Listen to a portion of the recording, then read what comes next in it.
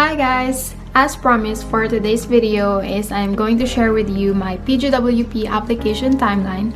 But first, let's talk about what is a Post-Graduation Work Permit or PGWP. So the PGWP will allow international students to work full-time to any employer since this is an open work permit. Students can apply to this program as long as they graduated from a Canadian learning institution and meet the other eligibility criteria. So according to the IRCC, you can apply for PGWP as long as your study permit is valid, you completed a study program at a designated learning institution for at least 8 months resulting to a certificate or diploma, and you maintain a full-time status for each semester of your study program. You will have 180 days after you receive your letter of completion from your designated learning institution. But just keep in mind that as soon as you receive your letter of completion, you need to stop working. You cannot stop working unless you apply for your PGWP. Also, when you receive your letter of completion, your study permit will only be valid for 90 days, even though the date in your study permit states longer than the 90 days.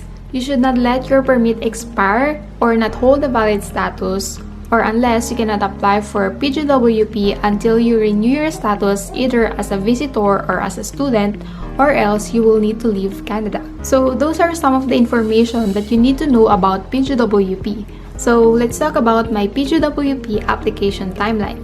So June 11, 2021 was the last day of our program. In the week before and after we finished our program, the NBCC held webinars to talk about PGWP and to share what you need to consider and know before applying. They also showed us how to fill up the form and answer the eligibility criteria, which you can also see in their website. And of course, if you're about to finish your program, they will do the same and do a webinar to help you apply for your PGWP. It's also better to fill up the forms ahead of time and get your documents scanned, so when the time that you receive your letter of completion, you will just need to upload the document and submit the application. This is also important, especially if you already have work, you won't need to stop working for a few days because you are ready. For example, we received our letter of completion in June 21 and we submitted our application between midnight of 21st and 22nd. We can work the next day because we already submitted our application. But if you wait for a few days to submit your application, you need to stop working until you apply for your PGWP. Your status will be under the implied status, meaning you can still work full-time until you receive a decision on your application. So here's my PGWP application timeline.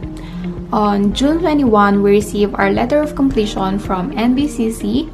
On June 21 to June 22 of midnight, we applied for our PGWP, and after that we received the confirmation of PGWP application. And on June 23rd, we received a notification on our account about a work permit extension for PGWP. And on September 17, 2021, we received an email that our application is approved. And on September 24, 2021, we received our work permit in mail. And in September 29, 2021, we updated our SIN and Medicare by submitting our PGWP in Service New Brunswick and Service Canada. And that is my PGWP application timeline. And of course, I will update you when I apply for my PGWP extension. But for now, that's it. And thank you for watching and see you on my next video.